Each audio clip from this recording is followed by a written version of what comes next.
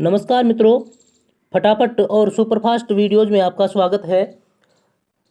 12th class में जो English है उसके लिए अभी बोर्ड क्लासेस को देखते हुए मैं आपके लिए एक वीडियो लेकर आया हूं, जिसमें सभी पोएम्स को हम एक साथ पूरा करने का इसी वीडियो में, ताकि आप लोग जो हैं आपको बार बार इसके लिए परेशान ना होना पड़े।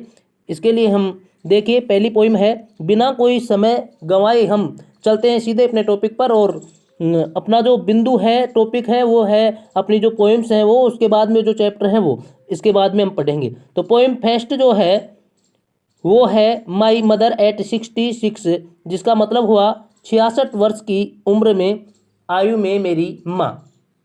इसको लिखा है, इस पोएम को लिखा है कमला दास ने। और ध्यान रखें, पूछने को कुछ भी पूछे बोर्ड में, लेकिन ये पोएम जो हैं इनके पोइट के नाम भी आप जरूर याद कर ले। इसमें देखिए, driving from my parents home to Cochin. Parents home, देखिए ये गलती से लिखा गया।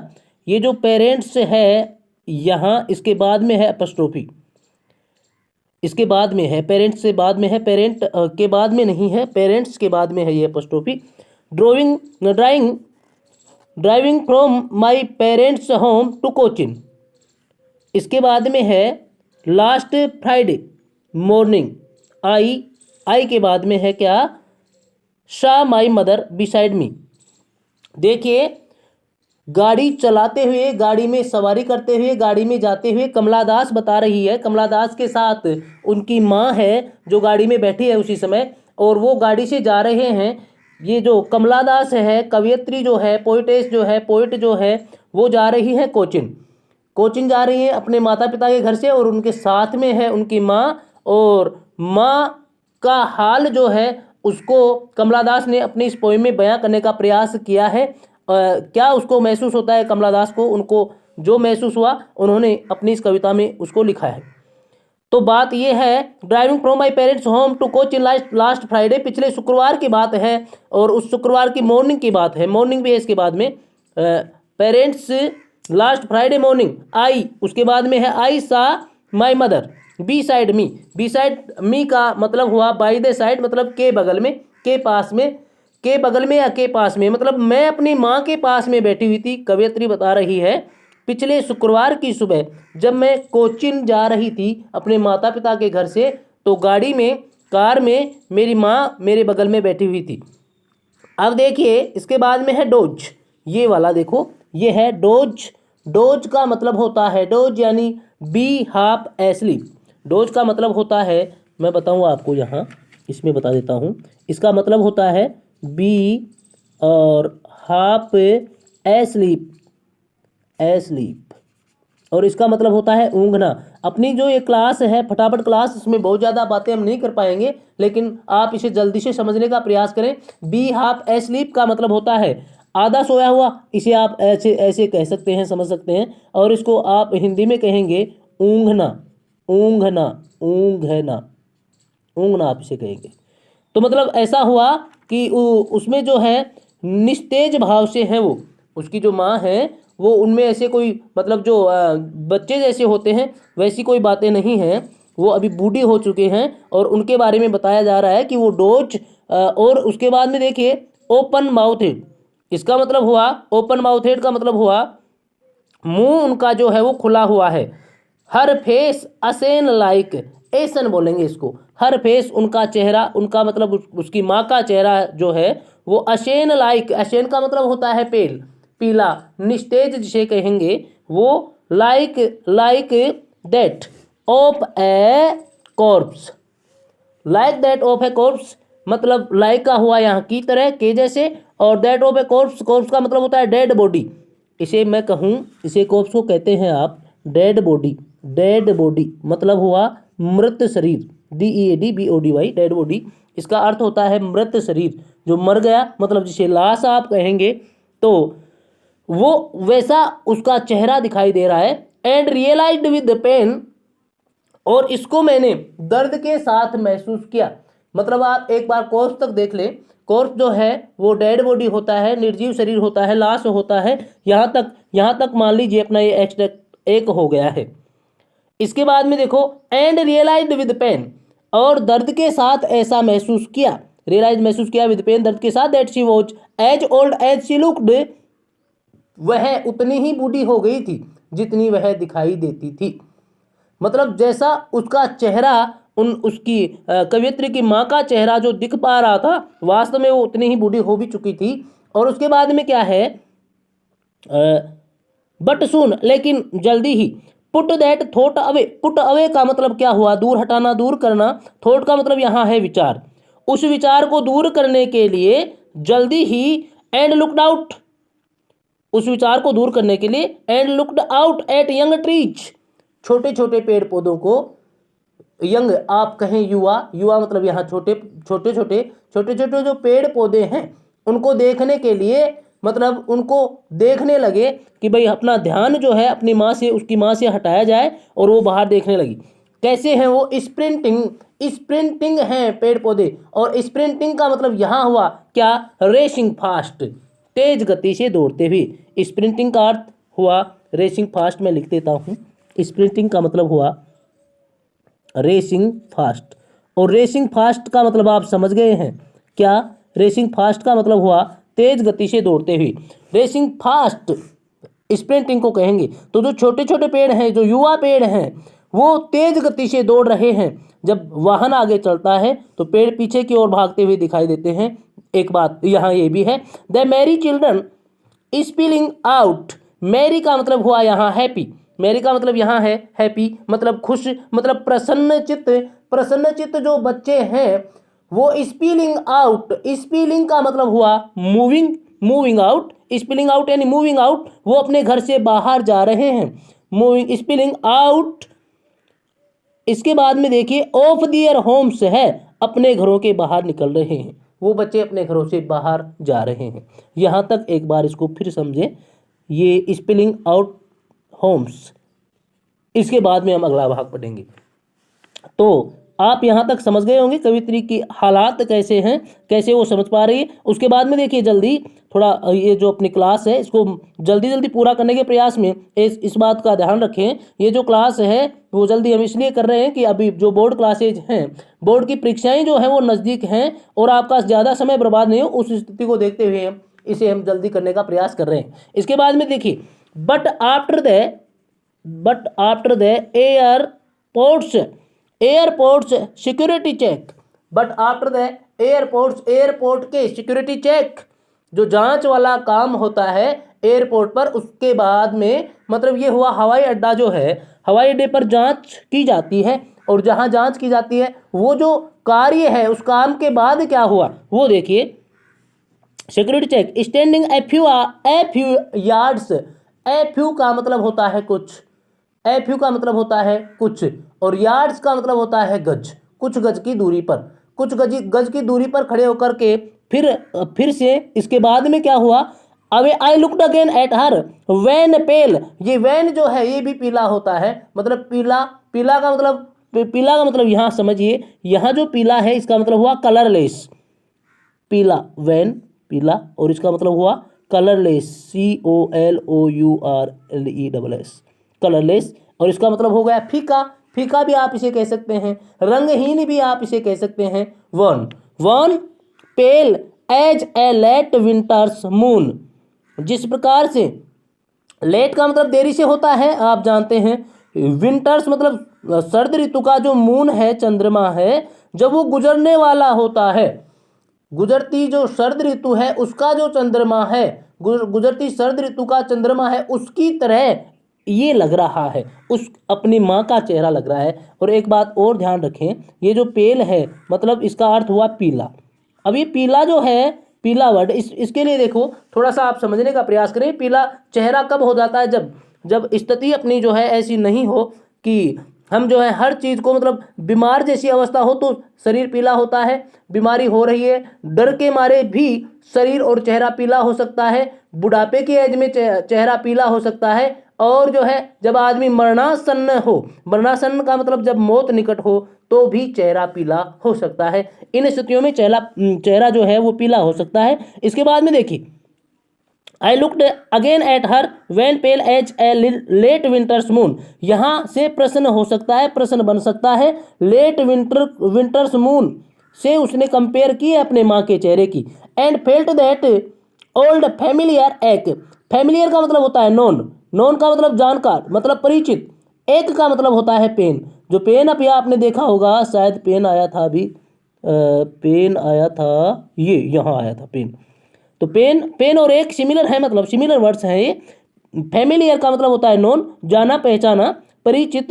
एक को, दर्द को मैंने महसूस किया, और वो दर्द कौन सा था? माई चाइल्डहुड फियर, मेरे बचपन का डर। But all I said was see you soon Amma, लेकिन जो भी मैंने कहा, जो भी बात मैंने कही, वो जो चेहरा, वो चेहरा देखने के बाद में, कुछ गज की दूरी पर खड़े होने के बाद में, जब मैंने अपनी माँ का चेहरा देखा तो मुझे पुराना जो परिचित, चिर परिचित दर्द है उसको मैंने महसूस किया। और वो चिर परिचित डर क्या हो सकता है? अपनी माँ से अलग होने का, अपनी माँ से बिछुड़ने का जो डर था वो उसे महसूस हुआ। और उसने फिर केवल केवल क्या किया? I said was see you soon Amma, जो भी मैंने कहा वो केवल इतना ही था, सी यू सून अम्मा, माँ मैं आपसे जल्दी ही मिलूंगी। इसके बाद में देखिए, all I did was smile and smile and smile.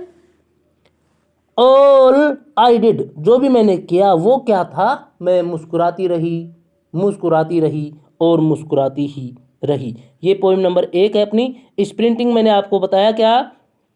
Racing fast बताया मैंने आपको। वैन का मतलब कलरलेस होता है, और इसमें एक दो मैरी जो है, मैरी का मतलब हैप्पी होता है, खुश खुश रहना होता है। स्पिलिंग आउट का मतलब मूविंग आउट होता है, और कोई खास बात बहुत ज़्यादा वो नहीं। डोज का मतलब बी हाफ एस्लीप होता है, और बी साइड का मतलब बाय द साइड होता है, के बगल में होता है। इनको आप देख लें। अब फटाफट जल्दी से आप एक बार इनका वो देखें कि इनमें क्या प्रश्न बन सकते हैं। वो कवयित्री जो है कहाँ जा रही है? कोचीन एयरपोर्ट, वो एयरपोर्ट पर जा रही है। कहाँ से जा रही है? अपनी माँ के घर से जा रही है।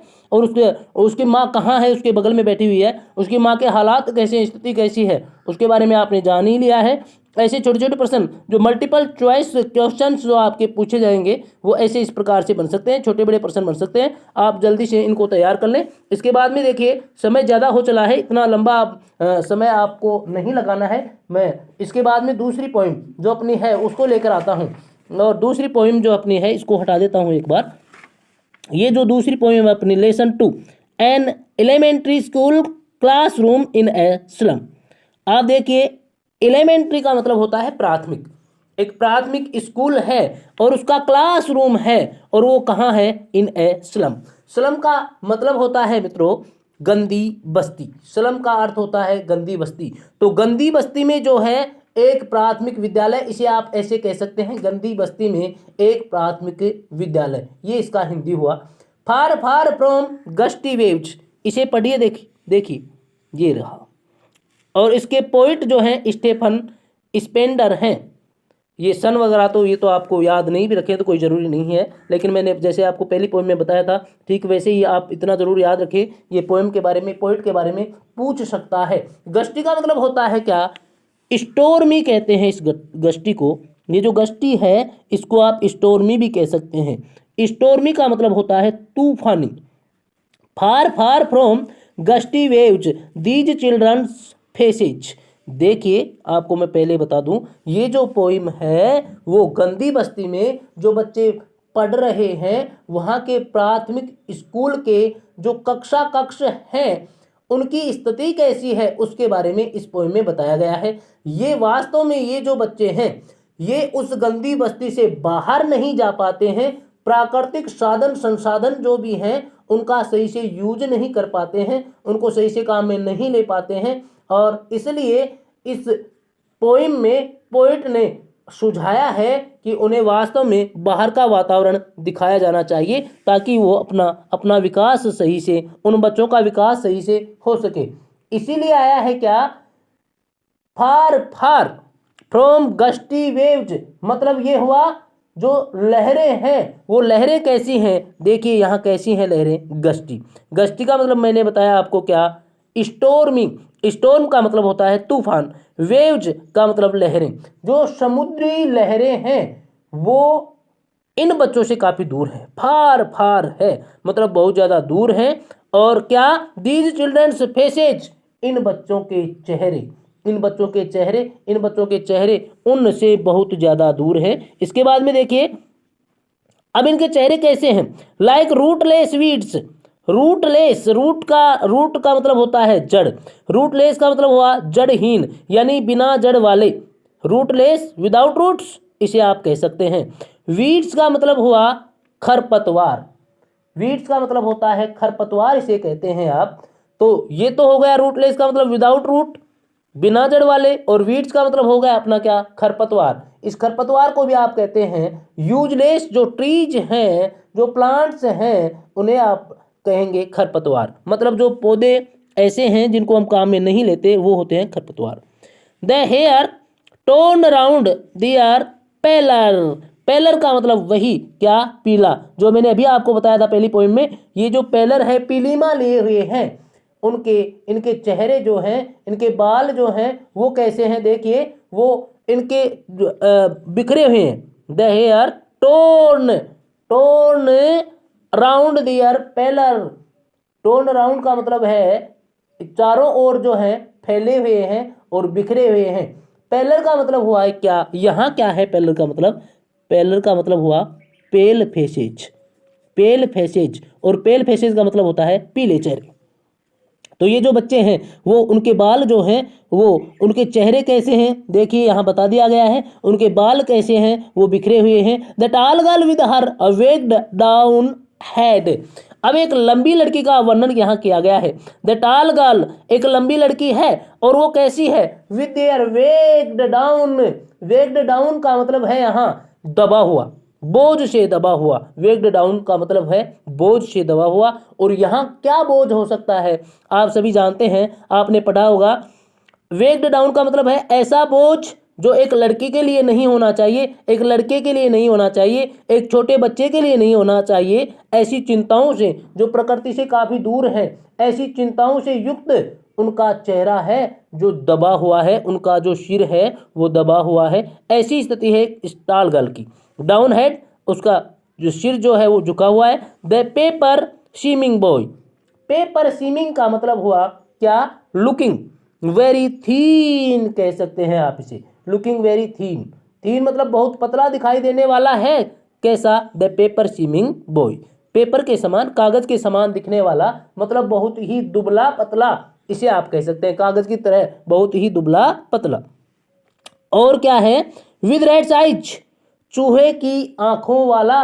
मतलब जिस प्रकार से चूहे की आंखें हैं, चूहे की आंखें हैं मतलब चूहे जैसी आंखें हैं, इसका मतलब ये हुआ कि वो उसका जो विकास है वो सही से नहीं हो पाया है। और द स्टंटेड, स्टंटेड का मतलब होता है अनडेवलप्ड, इसे आप कह सकते हैं। मतलब जिसका विकास पूरा सही से नहीं हुआ है, वो क्या है? अनलकी एयर, अनलकी एयर है। मतलब एयर, इसे आप इसका उच्चारण भी करेंगे एयर, आप बहुत ज़्यादा आप नहीं बताएंगे, खैर थोड़ा टाइम नहीं है इतना। वो दुर्भाग्यशाली उत्तराधिकारी है किसका? Of twisted bones. ये देखिए, आप शायद से इसे नहीं देख पा रहे, ये देखिए, of twisted bones. Twisted, twist का मतलब होता है क्या? मुड़ा हुआ, टेढ़ा मेढ़ा। इसे अंग्रेजी में डिस्टोर्टेड भी कहते हैं, टेढ़ा मेढ़ा या मुड़ा हुआ। और टेढ़ा मेढ़ा मुड़ा हुआ क्या है? उसकी बोन्स, बोन्स यानी हड्डियां। वो जो बच्चा है वो क्या कर रहा है? रिसाइटिंग, उच्चारण कर रहा है ए fathers गन्नाल्ट disease.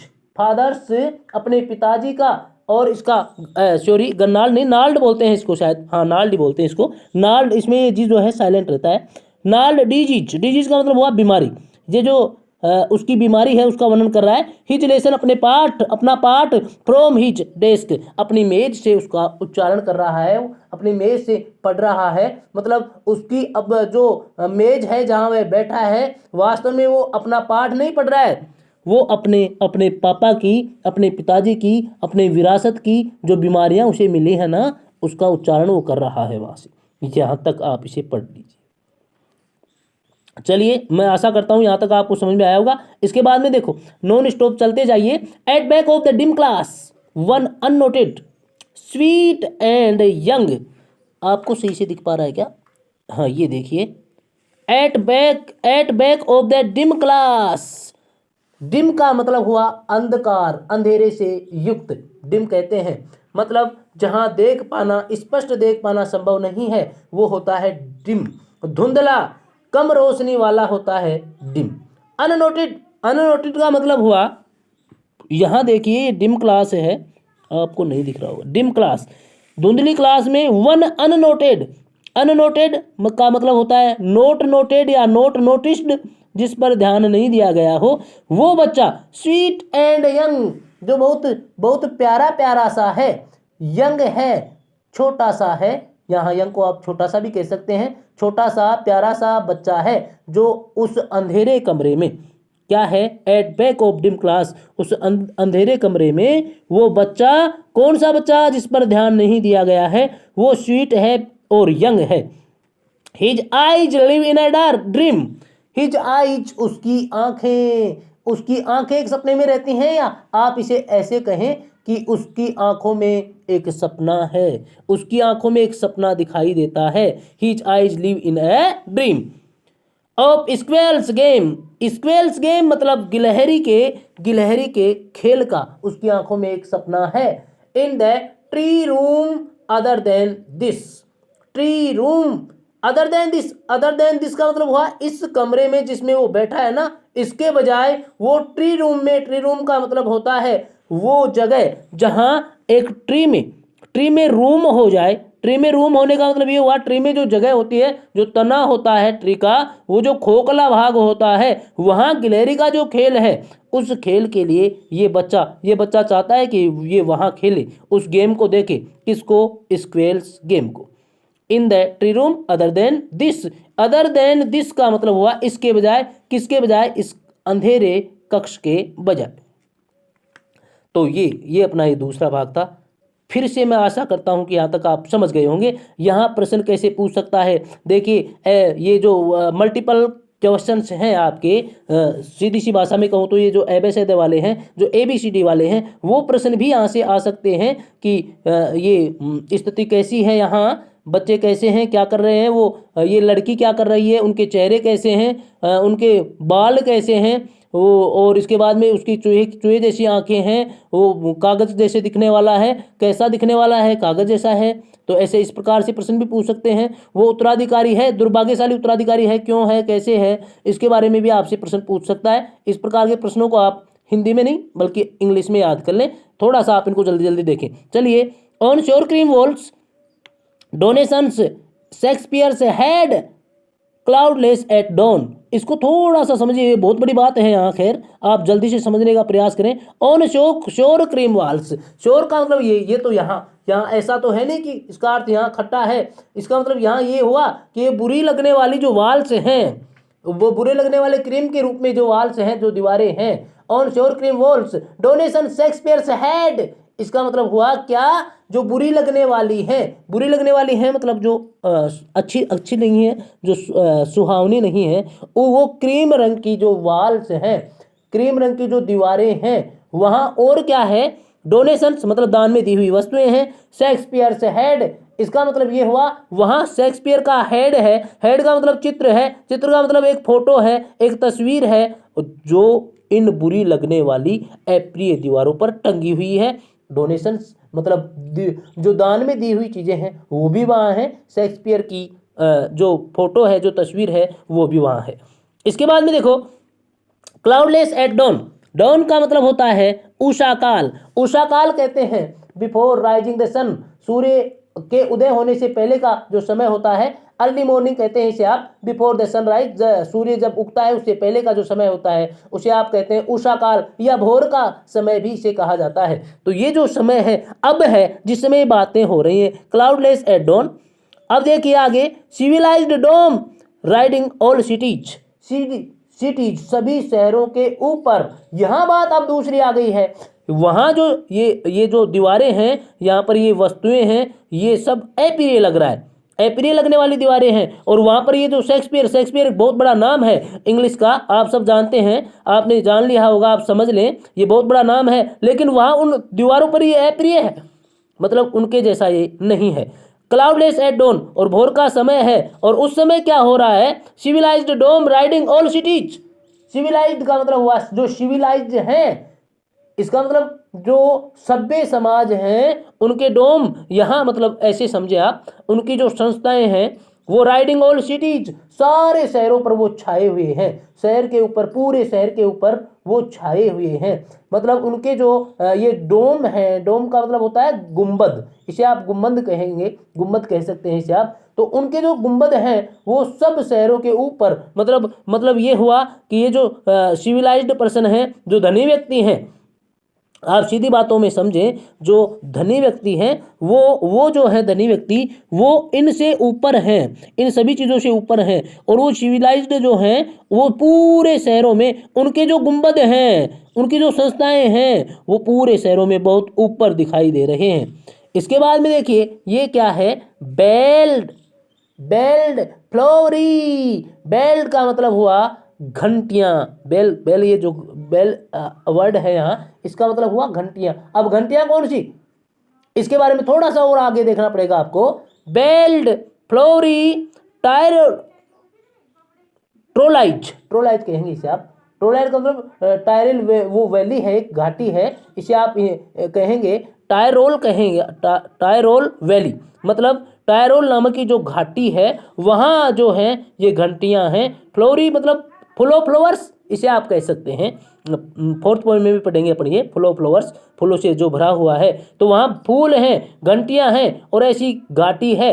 Open handed map, और वो जो वहाँ मैप है, ये जो टायरोल है ये ऑस्ट्रिया में पड़ता है, ये ऑस्ट्रिया में है शायद, ये बेल्ट फ्लोरी टायरोल वैली, तो टायरोल वैली वहाँ है, उसमें क्या है, घंटियाँ बज रही हैं, फुल ऑफ फ्लावर्स है, मतलब फूलों से सजा संवरा हुआ है, ऐसा मतलब इसका कहने का कवि का मतलब ये हुआ, यहाँ वो जो ये जो घाटी है, ये जो सभ्य समाज के लोग हैं वहाँ सब कुछ अच्छा अच्छा दिखाई दे रहा है, प्राकृतिक चीज़ें भी वहाँ अच्छी लग रही हैं। और उसके बाद में देखिए open handed map, open handed map खुले हाथों से बनाया हुआ मानचित्र, according the world, world its world, ये इसको थोड़ा समझने का प्रयास कीजिए।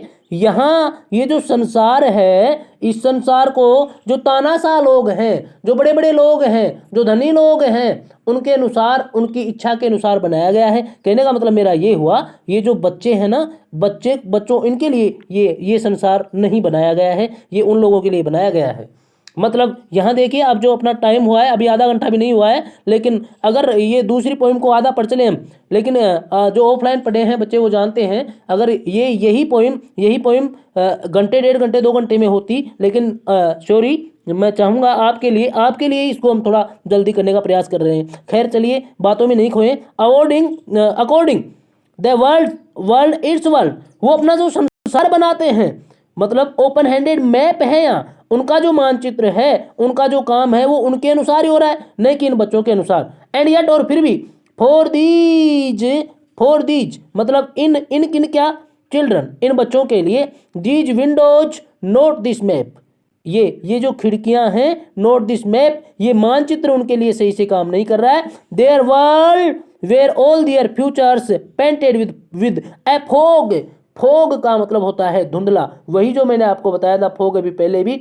उनका जो इन बच्चों का दीज विंडोज, ये जो खिड़कियां हैं, जो उनका जो मानचित्र है, उनमें इन बच्चों के लिए जगह नहीं है। नोट दिस मैप, ये मानचित्र नहीं, दियर वर्ल्ड, उनका संसार जो है, where all their futures painted, वहाँ जहाँ उनका पूरा का पूरा भविष्य, पूरा फ्यूचर उनका जो है, according the world its world. इसके बाद में देखो, एंड येट फॉर, और फिर भी, for the children these Windows, ये जो खिड़कियां हैं, नोट दिस मैप, ये मानचित्र नहीं, their world where all their futures painted with a fog, जहां जहां उनका पूरा जो फ्यूचर है, भविष्य है, वो पुता हुआ है। पेंट का मतलब होता है पोतना, रंग देना। वो कैसा है, फोग से। फोग का मतलब होता है, आप सभी जानते हैं, फोग का मतलब होता है धुंधला, धुंधला, कोहरा, इसका शाब्दिक अर्थ कोहरा भी होता है, कोहरे से जैसा, मतलब कोहरे के जैसा ये जो है होता है। अब कोहरे का जैसा होगा, इसका मतलब उसमें स्पष्ट नहीं देख पाएंगे, और वैसे इनका भविष्य है वो वैसा ही पुता हुआ है। तो इनके विद्यालय की जो विंडोज हैं, जो आपने देखा अभी पढ़ा, विंडोज वो कैसी हैं, वो ही उनका संसार है। मतलब उनका संसार इन लोगों ने जो बनाया वैसा संसार नहीं है, बल्कि बल्कि ये जो कर रहे हैं बच्चे, आप जहाँ पढ़ रहे हैं, ये खिड़कियाँ बस केवल ये इतना ही उनका संसार है। ये सब जो प्राकृतिक चीज़ें हैं, जितनी सुंदरता है, उनसे बहुत दूर हैं। With a fog a narrow street shield in with a lead sky, बड़े ध्यान देने वाली बात है। ए नैरो स्ट्रीट, नैरो का मतलब होता है संकीर्ण, जो संकरा होता है उसे आप नैरो कहते हैं। नैरो मतलब संकरा, संकीर्ण जो है, तो वो सकरा क्या है यहाँ, स्ट्रीट है, गली है। मतलब इनका जो भविष्य है वो तो कैसा हो गया, वो तो हो गया धुंध जैसा, कोहरे जैसा, मतलब वो स्पष्ट नहीं है। क्योंकि ये बच्चे क्या करेंगे भाई, जब इनकी पढ़ाई अच्छे से नहीं हो रही है, जब इन्हें प्राकृतिक चीज़ों से दूर रखा जा रहा है, तो इनका भविष्य कैसे हो सकता है, अच्छा कैसे हो सकता है। तो ए narrow street shield in with a lead sky, lead sky है, लीड का मतलब शीशा होता है, आप सब जानते हैं। लीड स्काई का मतलब यहाँ क्या हुआ, नीला आसमान, इसे आप कह सकते हैं नीला आसमान। तो दूसरे भी इसे कहते हैं उस आसमान, जो आसमान चारों ओर से घिरा हुआ है, उस आसमान के नीचे, बस ये बच्चे उस आसमान के नीचे हैं। लेकिन इनका जो आसमान है वो शील्ड है। यहाँ शील्ड का मतलब हुआ बंद होने जैसा, ऐसे ऐसे आप समझिए, जो अंदर से सील है, बंद है। ये जो आसमान है, सुंदर जो आसमान है, जो अच्छा आसमान है, उनको बंद किए हुए है। ये जो सकरी गली है, तो वो कैसा है, फार फार फ्रॉम रिवर्स, केप्स, अंतरीप कहते हैं इनको, एंड स्टार्स ऑफ वर्ड्स, शब्दों के सितारे, इसे आप शब्दों के सितारे कहें, स्टार्स ऑफ वर्ड्स। और ये केप्स क्या होते हैं, अंतरीप, जैसा मैंने आपको बताया, ये एक ऊंचा स्थान होता है वहां समुद्र में, जिसे आप अंतरीप कहते हैं। तो वर्ड क्या आया है, ये देखिए, इसको स्टार्स ऑफ वर्ड्स, इसको फिर से पढ़िए। स्टार्स ऑफ वर्ड्स मतलब ऐसे जो शब्द है ना, इन बच्चों से बहुत दूर है। इसलिए मतलब इन बच्चों का मान सम्मान किया जाना चाहिए, इनको अच्छे स्कूल में भेजना चाहिए। इन बच्चों के लिए सरकार को, उन तानाशाहों को जो अपनी इच्छा से मानचित्र बनाते हैं, उनके इन बच्चों के अनुसार उनको बनाना चाहिए। कहने का मतलब यही है कि इन खिड़कियों तक ही इनको सीमित नहीं रहना चाहिए, और इनका जो जीवन है उसको उज्ज्वल करना चाहिए। इनका संसार जो है वो अंधकारमय है, अनिश्चितता से पुता हुआ है, अंधकार से पुता हुआ है, तो ऐसा नहीं होना चाहिए। इसके बाद में देखो, श्योरली शेक्सपियर इज विक्ट, विक्ट है ये, श्योरली का मतलब होता है निश्चित रूप से, बिल्कुल सही सही। शेक्सपियर इज विक्ट, यहां मतलब ये हुआ, ये जो महान शेक्सपियर है, जैसा मैंने आपको बताया, अंग्रेजी का बहुत बड़ा नाम है कौन, शेक्सपियर, शेक्सपियर बहुत बड़ा नाम है। तो श्योरली शेक्सपियर इज विक्ट, ये इन बच्चों के लिए विक्ट है। विक्ट का मतलब होता है बुरा लगने वाला है, अच्छा नहीं है, ये इन बच्चों के लिए विक्ट है, बेकार है, अर्थहीन है, बुरा लगने वाला है। क्योंकि शेक्सपियर एक बहुत बड़ा नाम है, इन बच्चों के लिए वो अच्छा नहीं है। The map a bad example, और ये जो मानचित्र है वो भी एक गलत उदाहरण है, एक बुरा उदाहरण है इन बच्चों के लिए। With ships and sun, ships का मतलब हुआ जहाजें, एंड सन और मतलब सूर्य, जहाजें और सूर्य, एंड लव और प्यार, tempting them to steal, tempt का मतलब होता है क्या, टेम्प्ट का मतलब होता है आकर्षित करना या ललचाना, ये इसका अर्थ होता है। तो ये टेम्प्ट करते हैं, मतलब ये ललचाते हैं, प्राकृतिक